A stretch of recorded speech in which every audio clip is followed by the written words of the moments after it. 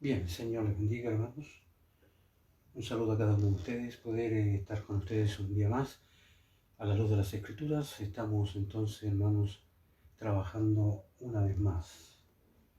Damos gracias al Señor por poder compartir esta palabra. Eh, la verdad es que hemos tenido varias dificultades, no ha sido fácil, ¿no es cierto? No ha sido sencillo poder avanzar en esto, ¿no? Yo quiero, hermanos, que sepan que estamos haciendo todo lo posible para que la transmisión sea efectiva.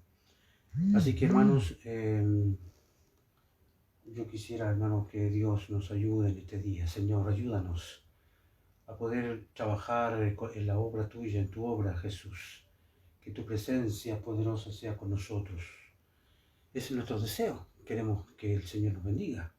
Así que mire, yo lamentablemente ayer intenté hacer un estudio, ¿no? Y no pude, hermanos, no pude, así que lo voy a repetir, pero voy a integrar otras cosas que son de mucha importancia. Vamos todavía en el capítulo 5 y recuerda, hermanos, cómo era el tema que tenía que ver, hermanos, con los ricos. ¿Se recuerda? Cuando dice, venga ya ricos, llorad, lamentad las miserias que se os vienen encima. Vuestra riqueza está podrida y vuestras ropas apolilladas, vuestro oro y vuestra plata está totalmente roñosos. Y eso es prueba de lo inútiles que os serán. Su roña va a devorar vuestra carne como fuego, un tesoro que habíais amasado para que os durara toda la vida.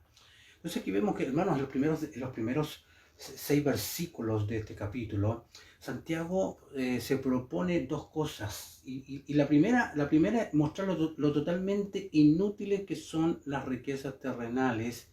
Y la segunda es mostrar el carácter detestable, en el fondo, de los que la poseen, ¿ya? Y al hacerlo espera prevenir a sus lectores para que no pongan sus esperanzas en las cosas terrenales. Esa era un poco la idea. Ahora, es importante que ustedes entiendan que Dios no está hablando en contra ahí de la riqueza, ¿no? Porque hubieron muchos hombres que tenían riquezas y lo hicieron bastante bien. Ahora, eh, él le dice a los ricos, ¿no? Haríais bien si lloraras, si te lamentaras, el terror del juicio que se nos viene encima. Entonces, la palabra que se usa para lamentar aumenta un poco el realismo del cuadro, y aquí es un verbo, ¿no es cierto?, que quiere decir más que lamentar. Ese verbo quería decir chillar, aullar, dar alaridos. Describe un poco el terror, pánico, ¿no es cierto?, de los que se tienen que enfrentar con el juicio de Dios, porque enfrentarse con el juicio de Dios no es cosa sencilla, hermanos, ¿no? Así que vemos que en todo este pasaje encontramos palabras escogidas cuidadosamente, ¿ah? Y de hecho en Oriente habían 3 fuentes principales de riqueza, eso quiero que lo tengan claro. Y Santiago usa una palabra para describir la descomposición de cada una. La palabra para pudrirse, ya, sugiere que se trata de todo lo que es alimentación, los alimentos, los cereales en general, ¿no? Y también otra fuente de riqueza, fíjate, era la ropa. También eran una riqueza en el Oriente, y de hecho la Biblia da muchos ejemplos de esto. José, por ejemplo, dio mudas de ropa a sus hermanos cuando estaba, ¿no es cierto?, ahí en la mano derecha de Faraón. O fue el hermoso manto babilónico, ¿se acuerda? El que hizo que Acán atrajera juicio de Dios, no solo contra el país, sino que contra su familia también, y todos mueren, hermanos. También dice que fue una muda de ropa el premio que prometió Sansón al que descifrar su acertijo en Jueces capítulo 14. O también fue la ropa que trajo Naamán, ¿se recuerda? Cuando como regalo para el profeta de Israel, ¿no es cierto?, lo que despertó la codicia de Giesi. ¿Te recuerdas ese detalle? Entonces, Pablo aseguraba que no había codiciado, ¿no es cierto?, el dinero ni la ropa de nadie. Así que esto de la ropa antiguamente era muy codiciado en aquella época. Entonces, dice que la polilla, hermanos, echará a perder esa ropa tan espléndida que algunos anhelaban. Entonces, el clímax de la descomposición llega al final de la lista. Incluso habla, hermanos, del oro y de la plata se corroerán totalmente, decía. Y lo extraordinario de todo esto es que el oro y la plata son incorruptibles, ¿no? Pero Santiago advierte de una manera muy viva que hasta lo más precioso y aparentemente indestructible será destruido. Así que, de hecho, la roña habla la Biblia, la nueva Biblia española, me parece que es el nombre, es, habla de la roña, y esta es la prueba de todas las cosas terrenales que no tienen permanencia ni valor reales, más aún son una advertencia de la muerte. La roña tiene que ver con el óxido, fíjate. Ahora, el deseo de estas cosas es como una roña mortal que se va apoderando de los cuerpos y de las almas. Y aquí llega entonces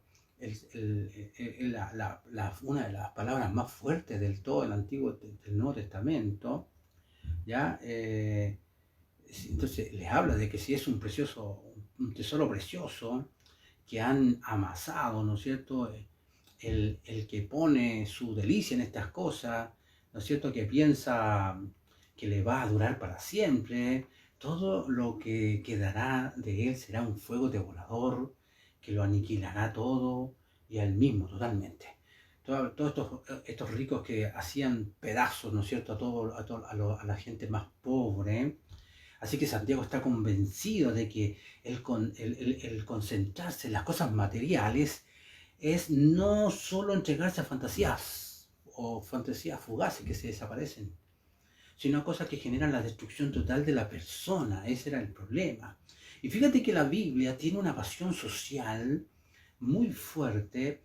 En los versículos del 1 al 3, ahí vemos como que ni siquiera un lector casual de la Escritura deja de advertir la pasión social que resume en todas sus páginas. No hay otro libro que condene las riquezas deshonestas, porque estamos hablando aquí de las riquezas deshonestas y egoístas, ¿no es cierto?, con una pasión muy fuerte y semejante, hermanos. De hecho, el profesor McFadden llamaba, hermano, al libro del profeta Amós, que del Antiguo Testamento es uno de los libros que lucha contra la desigualdad social, ¿no? Le llamaba un clamor por justicia social. De hecho, si usted mira un poquito el libro de Amós, Amós condena a los que almacenan violencia y rapiña en sus palacios. Amós 3 condena a los que pisotean a los pobres, cuando ellos teniendo casas de piedra, ¿no es cierto?, labradas, jardines paradisíacos, ¿no es cierto?, dice que por la ira de Dios no gozarán jamás. Amós capítulo 5. También dice que despliega su ira contra los que dan menos peso y medida escasa, que compran a los pobres por dinero y a los necesitados por un par de zapatos, y que venden abusivamente hasta los desechos del trigo. Dice Amós, por ejemplo, capítulo 8, dice: no me olvidaré jamás de todas sus obras. Amós es un libro muy luchador contra su pueblo en la área social, ¿no? Entonces incluso Isaías acusa a los que se construyen grandes propiedades, añadiendo casa tras casa, terreno tras terreno, y el sabio insiste, hermano, el sabio, por ejemplo, insiste en Proverbios 11, insiste que el que confía en las riquezas caerá, dice.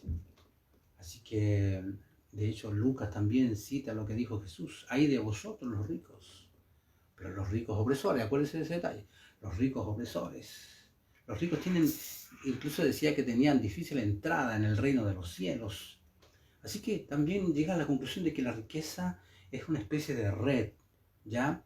Una red. Los ricos están expuestos a concupiscencias muy estúpidas y peligrosas, que lo que hacen es conducir en el fondo a la ruina, porque el amor al dinero, no olvide ese detalle, en Timoteo 6, 9, el amor al dinero es la raíz de todos los males. Y el problema no es tener dinero, el problema es tener el amor al dinero. Entonces, no hay libro, ninguna literatura que hable tan explosivamente de la injusticia social como la Escritura.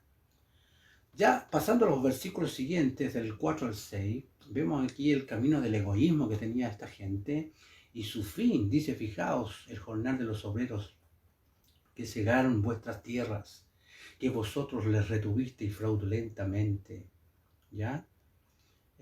Clama contra vosotros, y los gritos de vuestros cosechadores han llegado a los oídos del Señor de los ejércitos. Habéis vivido en la tierra desenfrenadamente en medio de lujos rebuscados. Habéis satisfecho todos vuestros caprichos como se ceban los animales para la matanza. Habéis inculpado y matado al justo sin que él os pusiera resistencia. Aquí quiero que tenga claro, hermanos, ¿no es cierto? Aquí tenemos la condenación de la riqueza egoísta, esa riqueza avasalladora y el fin al que conduce, ¿no? Entonces aquí vemos, empieza, ¿no es cierto? Vemos cómo los ricos egoístas habían obtenido su riqueza injustamente, y la Biblia no deja lugar a dudas de que el obrero es digno de su salario, ¿ya? De hecho, los jornaleros vivían entonces en Palestina al borde de la pobreza. Ese era el gran problema que tenían, ¿no? El jornal era escaso. Les resultaba imposible ahorrar nada. Y si se les retenía, hermanos, en este caso el sueldito, por ejemplo, o la platita del día, o el jornal, aunque fuera solo por un día, sencillamente ellos no iban a tener para comer. Y era por eso, ¿no es cierto?, por lo que las misericordiosas leyes, ¿ya?, de la Escritura insistían una y otra vez en el pago puntual del salario del jornalero. Mire, le leo algunos versículos, ¿no? No oprimirás al jornalero pobre y menesteroso, ya sea de tus hermanos o de los extranjeros que habitan en tu tierra dentro de tus ciudades.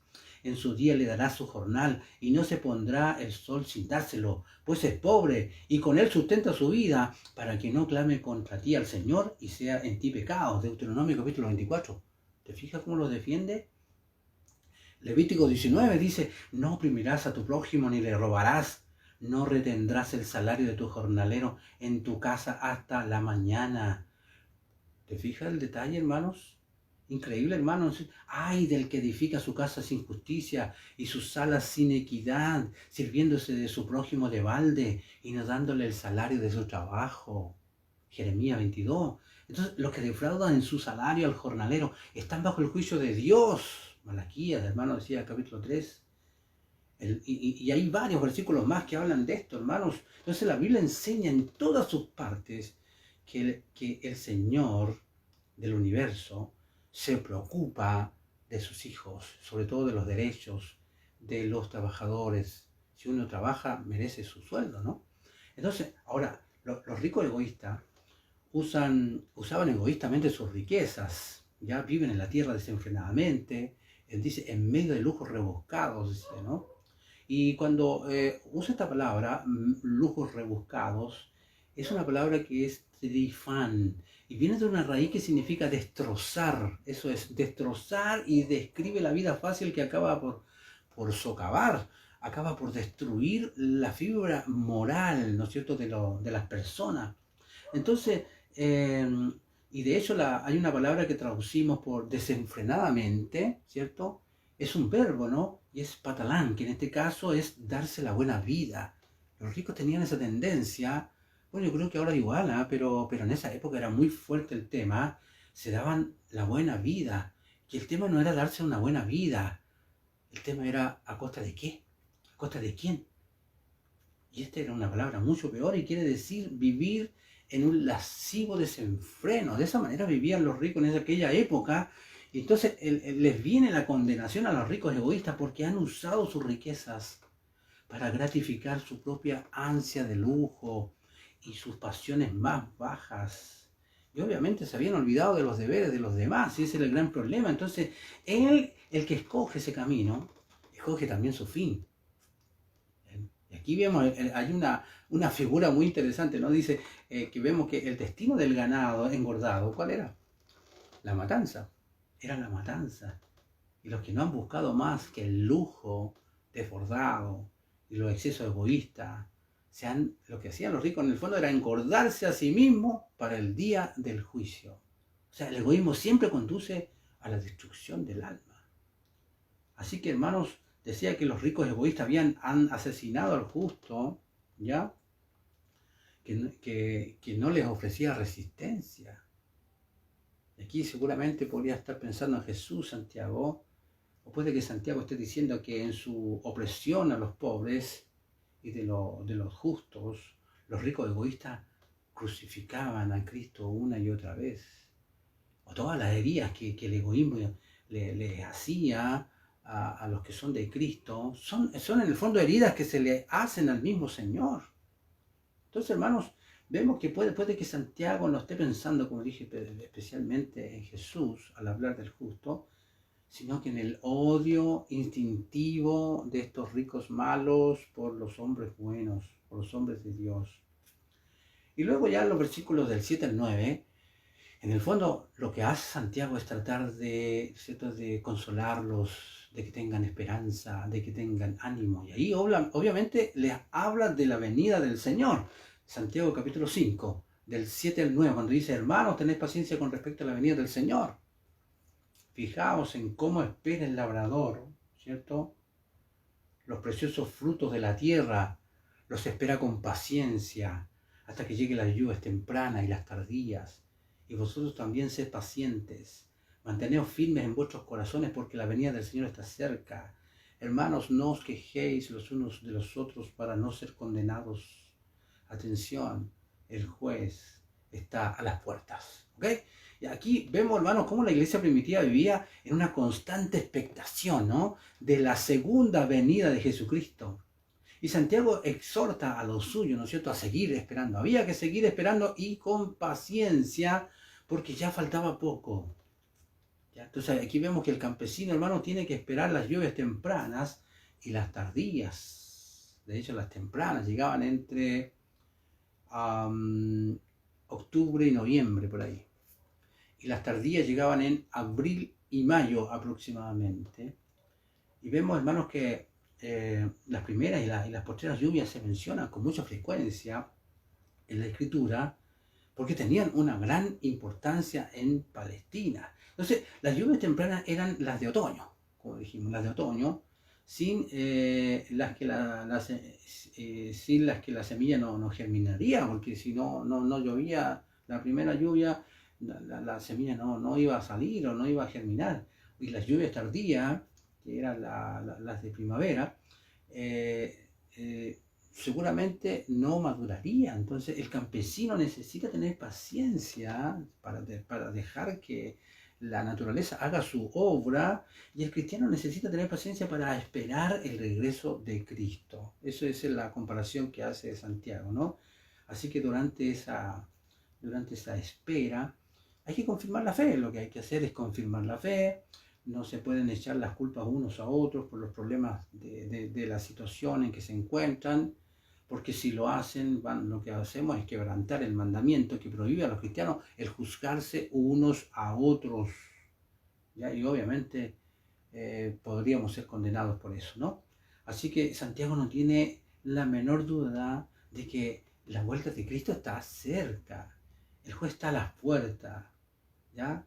Y vemos, hermanos, que la iglesia primitiva obviamente se equivocó, porque Jesucristo no volvió durante aquella generación, obviamente, ¿ya? Pero será interesante y provechoso reunir toda esta enseñanza del Nuevo Testamento sobre la segunda venida de Cristo, ¿ya?, para que veamos la verdad esencial que encierra esta esperanza. Y podemos empezar por fijarnos en que el Nuevo Testamento usa 3 palabras, mira, usa 3 palabras, y esta quiero que te las grabes, y escríbelas, por favor, te van a hacer bien. 3 palabras diferentes para describir la segunda venida de Cristo. Y de hecho la más corriente es parousia, o parusia, me parece que es. Parusia. Ahí le voy a preguntar al maestro de maestros, Eduardo Tito. Parusia. ¿Ya? Es una palabra que ha pasado tal cual al castellano, ¿ya?, con el sentido del advenimiento glorioso de Jesucristo al fin de los tiempos. Es el advenimiento glorioso de Jesucristo en el final de los tiempos. ¿Ya? Se usan diferentes versículos, ¿no es cierto?, que no los voy a nombrar ahora porque necesito ocupar un poquito el tiempo. Y fíjate que en el original secular, esta era la palabra normal para la presencia, ojo, para la presencia o la llegada de alguien. Pero tiene otros 2 usos, uno de los cuales se convirtió en un término técnico. Se usa de la invasión de un país por un ejército.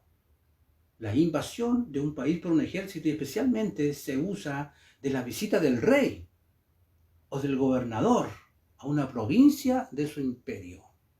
¿Entiendes? Eso es parusia. Así que cuando se usa esta palabra de Jesucristo, quiere decir que su segunda venida será la invasión definitiva de la tierra por el cielo y la llegada del rey para recibir la sumisión y adoración finales de sus súbditos. Una segunda palabra es epifaneia.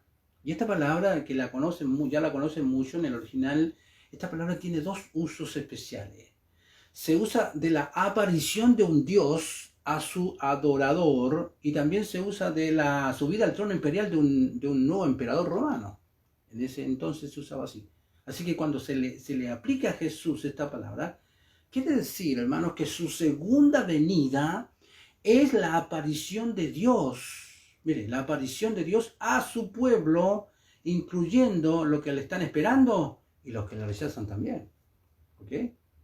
Y por último, hermanos, el Nuevo Testamento usa la palabra apocalipsis. Fíjate que esta palabra, hermanos, en el original quiere decir descubrir, poner de manifiesto. Y cuando se usa de Jesús, ¿ya? En relación a su segunda venida, será la revelación, ¿ves? Porque eso es Apocalipsis, revelación del poder y de la gloria de Dios a la humanidad. Fíjate, mira qué interesante, ¿no? Va a ser la revelación del poder y de la gloria de Dios a la humanidad. Así es que aquí tenemos una serie de grandes cuadros, ¿no? La segunda venida de Jesús es la llegada del Rey, es Dios presentándose a su pueblo y ascendiendo a su trono eterno, es Dios dirigiendo al mundo, el resplandor de su gloria celestial. Así que esperemos, no dejemos de esperar la segunda venida. Entonces, aquí vamos a agrupar brevemente la enseñanza del Nuevo Testamento sobre la segunda venida y los diversos usos que hace de esta idea. Por ejemplo, el Nuevo Testamento deja bien claro que no hay nadie que sepa el día y la hora en que Cristo ha de volver. Incluso, ¿no? Es muy secreto esta venida, que incluso el mismo Jesús ¿no es cierto?, lo ignoraba. Él decía, solo Dios lo sabe. Entonces, a partir de este hecho fundamental, otra cosa queda clara: las especulaciones humanas sobre el tiempo de la segunda venida son inútiles prácticamente, incluso podrían ser hasta blasfemas, porque no se debe intentar descubrir lo que el Padre ha reservado para sí, exclusivamente para sí mismo. Así que, y también lo único que dice el Nuevo Testamento acerca de la segunda venida, ¿ya?, es que será tan repentina como un relámpago y tan inesperada, hermanos, como un ladrón nocturno, un ladrón en la noche, ¿no?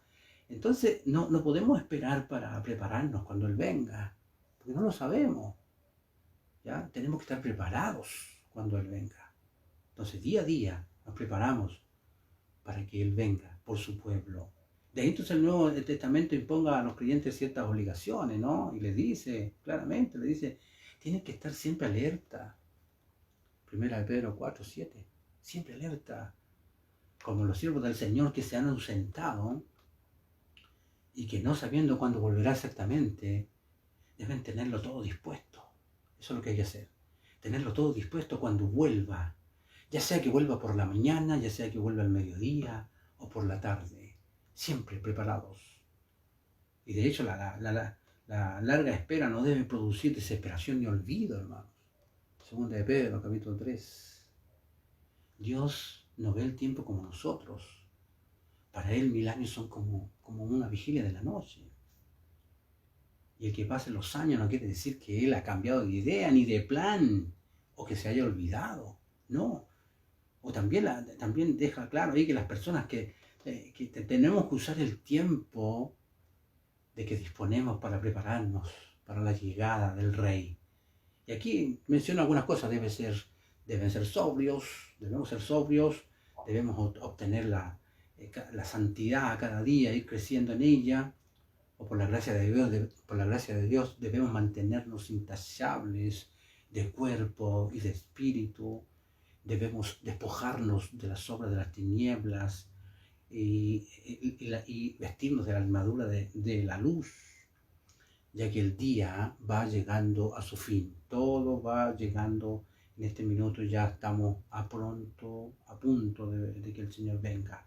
Así que debemos usar el tiempo que se nos da para llegar a ser tales, hermanos, tales que podamos recibir con gozo y que no nos dé vergüenza, hermanos, recibir al Rey que viene. ¿Ok? Así que cuando llegue ese momento, hay que estar en comunión. Esa es la clave. Hay que estar en comunión. Y Pedro, en este caso, usa la idea de la segunda venida para exhortar a los creyentes al amor y a la mutua hospitalidad. Entonces Pablo recomienda que todo se haga con amor. Pablo, en este caso en Corintios 16, porque habla de él habla de Maranata. El Señor está por llegar. Y también dice que todos deben saber por nuestra gentileza que el Señor está por llegar. ¿Ok? Así que el Nuevo Testamento está seguro, hermanos, de que ante la inminente llegada de Cristo, nuestra relación con nuestros semejantes debe ser como corresponde, como es debido. Y de hecho el Nuevo Testamento exhorta a que no dejemos que termine ningún día, hermanos, sin resolver algunos desacuerdos que aparecen por ahí, no sea que esta noche venga el Señor a buscarte, hermanos, a ti y a mí. O Juan usa el tema de la segunda venida como una razón, hermanos, para exhortar a los creyentes a permanecer en Cristo. ¿Ya? Y sin duda la mejor preparación para salir al encuentro del Señor es vivir cerca de Él, cada día a día. Así que, y mucho, ¿no es cierto?, de lo que se habla, de lo que se habla de la segunda venida, procede de las ideas tradicionales que tenían los judíos acerca del fin del mundo. Hay muchas cosas que no tenemos por qué tomar literalmente, pero la gran verdad que hay detrás de todas las descripciones temporales de la segunda venida, ¿ya?, es que este mundo no va a la deriva, no va así a la deriva, sino que se dirige hacia una consumación y que hay un gran acontecimiento divino, ¿no es cierto?, al cual se mueve toda la creación entera. Hacia allá vamos. Así que, hermanos, queda muy poco. Y ya en los versículos del día al 11 habla ya de la paciencia triunfadora, hermanos. Y le habla, hermanos, seguid el ejemplo de paciencia en la adversidad que nos dejaron los profetas que hablaron en nombre del Señor.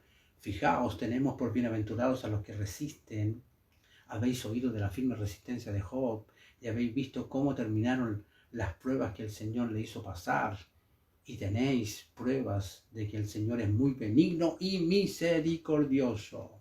Entonces siempre es un consuelo saber, hermanos, que otros han pasado por lo que nosotros muchas veces tendríamos que pasar o podríamos pasar. Entonces Santiago les recuerda a sus lectores que los profetas y los hombres de Dios no habrían podido cumplir su ministerio, ni tampoco dar un testimonio si no hubieran sido capaces de resistir pacientemente con la ayuda del Señor. Ellos resistieron pacientemente y les recuerda que Jesús mismo había dicho que el que persevera hasta el fin, ¿cierto?, será bienaventurado porque será salvo. Entonces, y luego viene a continuación y cita el ejemplo de Job, de quien habían oído hablar seguramente mucho y a menudo en los discursos de la sinagoga, habían oído hablar de Job. Y solemos hablar, ¿cierto?, de la paciencia de Job, que es la palabra que usa la Reina Valera, ¿ya? Pero paciencia es una palabra demasiado pasiva, y en cierto sentido Job no era tan paciente como nosotros quisiéramos, ¿no? De hecho, si leemos el drama de su vida, le vemos protestando apasionadamente de lo que se le ha venido encima, cuestionando apasionadamente los argumentos, ¿no es cierto?, de los supuestos amigos, y también agonizando apasionadamente con la terrible suposición de que Dios le hubiera olvidado. Y pocas personas se han expresado tan apasionadamente, pero lo fundamental acerca de él, mire lo fundamental acerca de él, pese a todas sus preguntas medias complicadas, agonizantes, que le rasgaban el corazón, porque él estaba sufriendo con su corazón rasgado, nunca perdió la fe en Dios. Claro, nunca perdió la fe en Dios. Y él decía palabras como esta, dice, aunque él me matare, dice, aunque él me mate, ¿no es cierto? En él esperaré. Job capítulo 13. Mas he aquí que en el cielo está mi testigo, decía, y mi testimonio en lo alto. Job 16. ¿Te acuerdas cuando decía, yo sé que tengo un Redentor que está vivo? Job 19. Entonces, la suya no fue una sumisión muda y pasiva que no dijo ni una cosa, qué sé yo, no. Él peleó y preguntó y a veces hasta desafió, pero la llama de su fe, fíjate, nunca se extendió, nunca se apagó. Entonces, la palabra que se le aplica aquí, ya en esta palabra, aquí en el Nuevo Testamento, es hipomone, que en este caso que describe no una paciencia pasiva, sino ese espíritu caballeresco, ese espíritu que arrostra a pecho descubierto, ¿no es cierto? Enfrenta, ¿no es cierto? La marea de la duda, del dolor y del desastre, ¿ya? Y surge al otro lado con una fe aún más fuerte. Es peleador y todo lo que queramos decir, pero nunca deja de confiar en el Señor. Así que puede que exista una fe que nunca se queja ni cuestiona, pero más grande es la que surge del asedio, de las dudas. En este caso, que todavía estamos creyendo. Entonces fue la fe que se mantuvo firme, en el fondo la que salió triunfante por la otra orilla. Así que es muy importante, hermanos, que a pesar de todas las cosas que vivamos, mantengamos nuestra fe, nuestra esperanza viva, ¿no es cierto? Que el Señor viene a buscar a su pueblo. Y de hecho el Señor bendijo enormemente el postrer estado de Job. Fue mucho mejor que el primero. Así que, hermanos, yo quiero concluir ya. Habrá momentos en la vida cuando pensemos que Dios se ha olvidado de nosotros. Sí, a veces va a ser así. Pero si nos aferramos a los restos de nuestra fe, podríamos decir, a los restos de nuestra fe, al final, hermanos, nosotros también vamos a comprobar, hermanos, que Dios es muy benigno y misericordioso. Así que ánimo, fortaleza, hermanos, tenemos su palabra que se cumple al pie de la letra, una y otra letra se van cumpliendo hasta la consumación de los días. Así que, hermanos, un abrazo, un fuerte, mucha bendición para cada uno de ustedes. Y ya mañana espero terminar el capítulo 5, que espero terminar con Santiago. Muy bueno Santiago, ¿no? Yo he aprendido mucho, así que comparta esto. Esta enseñanza puede servirle a más de alguien que a lo mejor usted está discipulando. Y si yo puedo apoyarle en esto, con este estudio, hágalo, participe con otros, que Dios invítelos. No quiero fama, hermanos. Yo lo que quiero es que la gente conozca a Cristo. ¿Amén? Si yo, usted o alguien más puede hacerlo, usemos ese material. Muchas gracias, hermanos. Dios bendiga su palabra en este día. Mucha bendición, hermanos. ¿Amén?